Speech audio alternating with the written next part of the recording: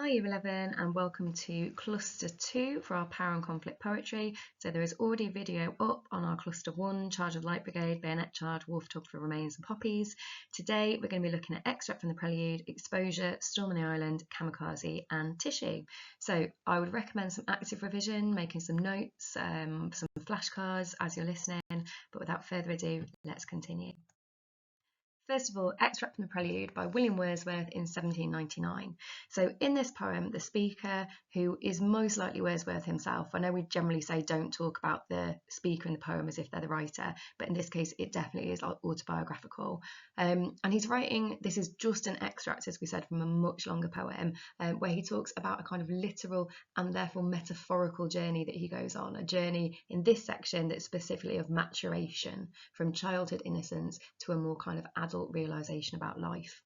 So as he goes on this journey where he steals this boat and goes out for a little joyride in this lake in the Lake District, he feels this real sense of youthful confidence, and maybe we could say hubris, as he is fixed on his own kind of prowess rowing the boat, but also he's overwhelmed by the beauty of nature, the glittering, the sparkling light, the stars above him. There's this real sense of kind of magic in the air.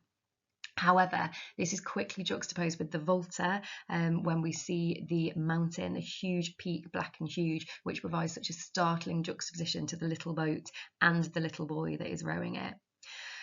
All around him, the nature turns kind of monstrous and threatening. There's some really lovely monstrous personification that's used to suggest that the mountain strode after him. That's a quotation. And the speaker is shaken from his boyish arrogance into a grave and serious mood. And this episode has a real impact on him. He's both troubled and fascinated by what has happened, and trying to understand how something that for kind of one moment seems one thing can very quickly become another. And there's a larger metaphorical lesson on life's overall journey there. So 5 quotations here. As I've said previously, these are not the best quotations, the right quotations. They just happen to be 5 quotations that came to mind for me.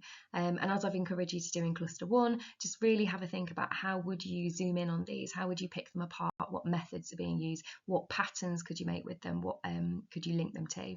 So I've gone for our opening line again, one summer evening led by her. Remember, her is a reference to a personified kind of like summer, nature, and that romanticism with a capital R that you can do a little bit more research on, that Wordsworth hugely believes in. It was an act of stealth and troubled pleasure. So we get that lovely oxymoron, troubled pleasure, when he steals the boat. There is that kind of like uncertainty, but ultimately he's proud of what he's done.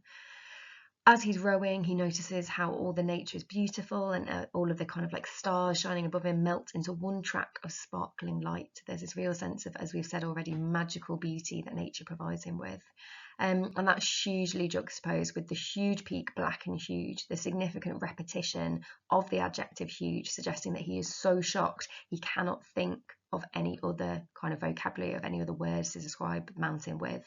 And then finally, there are loads of other quotations we could have done, but at the end, he talks about how this memory was a trouble to my dreams. It hangs over him, it remains with him for the rest of his life.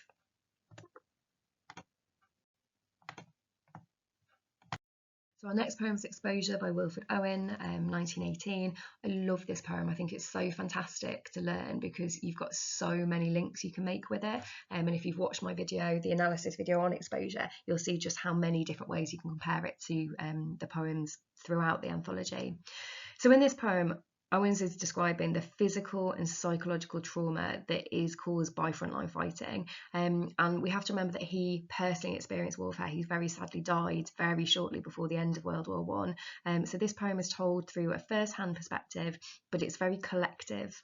Our brains ache, we. So there's a real sense of this is a community. This is affecting not just one person, but lots and lots of soldiers.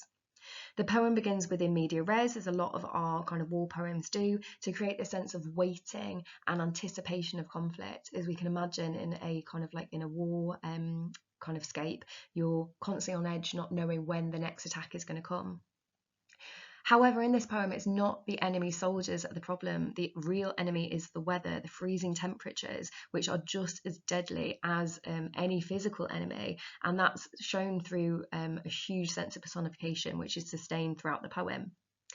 The vulnerability and the growing weakness of the soldiers in comparison to this overwhelming attack from nature is presented through a metaphorical shift, which happens a little bit later in the poem when they're almost shutting down. I think of it, their bodies are almost shutting down through hypothermia, and they imagine, they kind of hallucinate that they're back home. There's references to sunshine and to the dark red jewels of the fires at home, but it's not necessarily a happy kind of flashback. It still leaves us with this sense of emptiness, as if they've all been forgotten. And the repeated refrain at the end of each stanza, but nothing happens, which changes slightly as we go through, really emphasises the anticlimax. Like, we're constantly waiting, we're constantly on edge, and yet nothing is happening. And that really helps to kind of criticise the nature of warfare, the futility of warfare, while emphasising really sympathetically the soldier's helplessness. 5 quotations. First line: our brains ache in the iced east winds which knife us. We've got some lovely collective first person pronoun our. We've got the personification of the iced east winds. We've got the sense of violence through the use of the verb knife. Dawn massing in the east her melancholy army. I love that one because there's a lot of military language that's used in this poem and given to nature. So again, that personification. Pale flakes with fingering stealth come feeling for our faces. Again, the personification of the weather, but also that kind of FFF, that fricative alliteration, which creates an almost juxtaposingly like soft and gentle feeling here. I always think when you say this line, it sounds like flakes of snow landing on the ground. All their eyes are ice. There's quite a jump here from the quotation in for number 3, and then this one, this is right at the end, that we see what has happened to these soldiers, that they have died. I always think the idea of the symbolism of it being their eyes which are iced over is a really like graphic image. And then the final line of the poem: but nothing happens. That futility, that anticlimax, that criticism of warfare. Storm on the Islands by Seamus Heaney, 1966. So this poem, another one of our really obviously nature poems, but also with that extended metaphor for warfare. If we look at the first 8 letters of the title, we get Stormont, which is the Irish parliamentary buildings, and the storm itself can be seen as an extended metaphor for the violence of the IRA, the Irish Republican Army at the time. So the poem opens again with that sense of maybe hubris, a confident sense of community. We are prepared. They feel that they can endure the storm, they can weather the storm. But that changes as the Volta hits on line 11.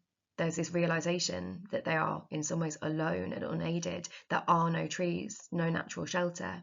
And there's an increasingly violent and military semantic field that's used in the second half of the poem. Words like blast, pummel, salvo, bombarded suggest that really kind of underestimated violent power of the storm, as we've already said, through the metaphor of the IRA.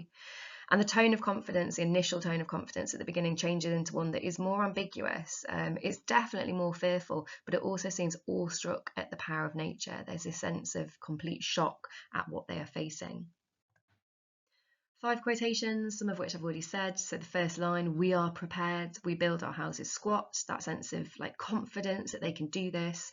That sense of confidence is then continued through the description of the earth as wizened. The wizened earth has never troubled us. Wizened suggests something really, really old, wrinkled in a way. And I would definitely juxtapose that with quotation number 4.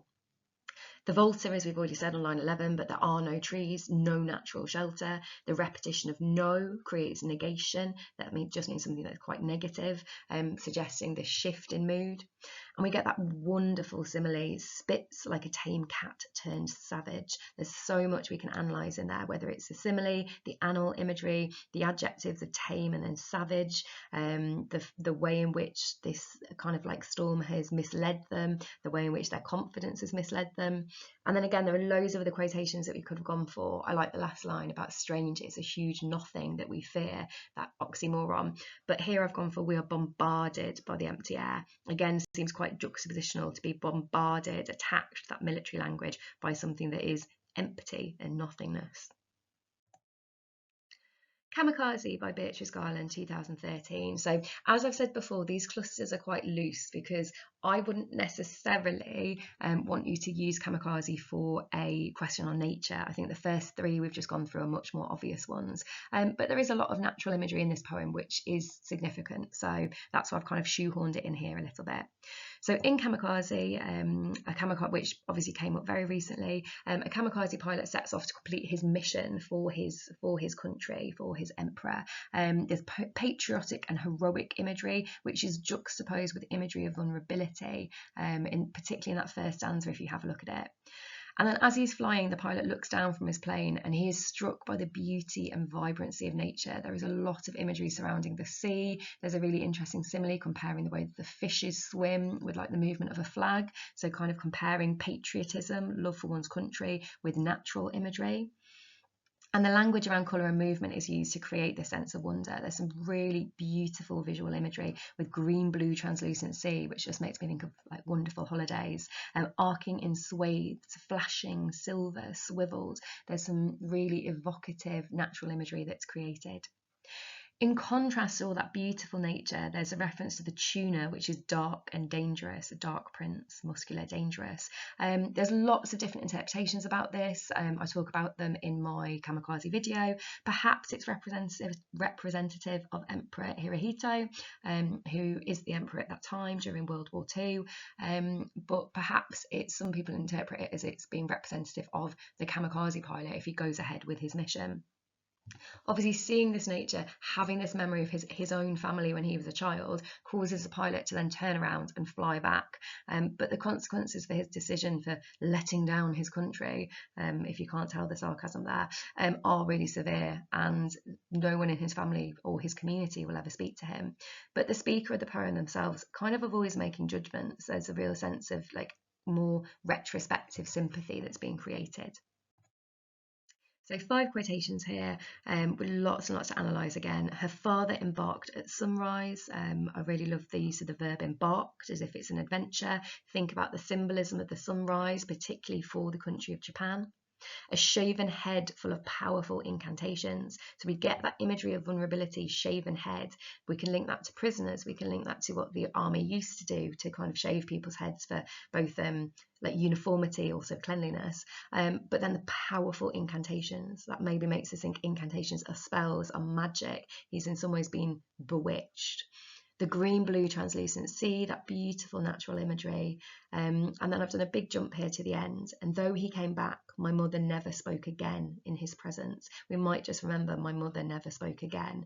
The impact, the consequences of his choice. And that final line, he must have wondered which had been the better way to die.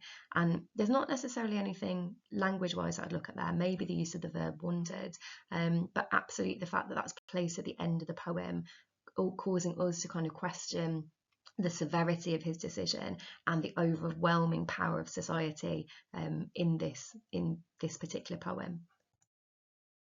So tissue, I'm doing tissue slightly differently here because there's a kind of simplified go through of tissue and the overall meaning, and then I'm going to go through the 5 points because I know that tissue is one that people find tricky. So written by Imtiaz Darker in 2006.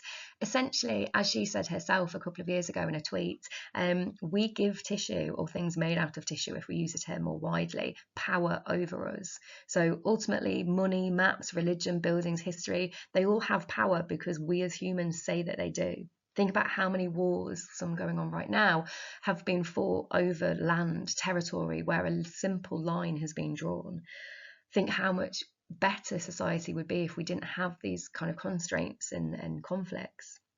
And Darker is asking us to consider how much, as I basically just said, less conflict there would be if we just accepted our existence, if we accepted our lives as fleeting and temporary as they are, and stopped trying to kind of memorialise. We stopped trying to go for who has the most money, who has the most land, who can kind of like sway the most people in the name of religion. And it's really, really interesting the points that she's making in this poem. So in terms of those 5 points, the poem opens with a vibrant, beautiful imagery of light. The imagery of light is really important throughout, which conveys a sense of optimism and hope for the future. As the poem progresses, light is described in different ways. It shines, it's luminous, there's daylight. So we get this sense of like, this is what matters. And if we think symbolically, light quite often refers to kind of seeing the light, isn't it, to truth and intelligence, as I've said here. So it's got that strong symbolic significance. Light shines through the borderlines of maps. It breaks through capitals and monoliths. So going back to our second point on the little green box, kind of light, nature, acceptance is what matters. It's not those other human kind of man-made things that we're told mattered. And in the same way that light changes, so does paper and living tissue. And this process of transformation is positive. These brilliant ideas have come from someone called Douglas Wise. So just to give kind of credit there, because I think it's a really helpful way for unpacking the poem. So 5 quotations here: paper that lets the light shine through. We've got that imagery of obviously kind of like light. We've got that idea of light being able to, obviously, I know this isn't scientifically correct, but like to break through anything. I've gone for the quotation, a hand has written in the names and histories, talking about the kind of back of the Quran, which is a quotation which shows that like human desire to try and memorialize, to kind of make something of ourselves. Got a quotation about money here and the importance we give it. It might fly our lives like paper kites. I love the juxtaposition of something that we give so much importance to with such a kind of childish image, that idea of paper kites. And we can see again that kind of encouragement to just live, let the daylight break through capitals and monoliths. That links quite nicely to Ozymandias and the idea of that huge statue, which is built as a memorial and crumbles into nothing. Like, those are not the things that matter. Just living our lives here and now is what matters. Because, kind of like a final stanza, we are living tissue. We can raise a structure never meant to last. We are here, and that's beautiful and that's wonderful, and we will go at some point, and that's okay, is what Dark is telling us. Very, very deep for a revision session though, but hopefully that helps.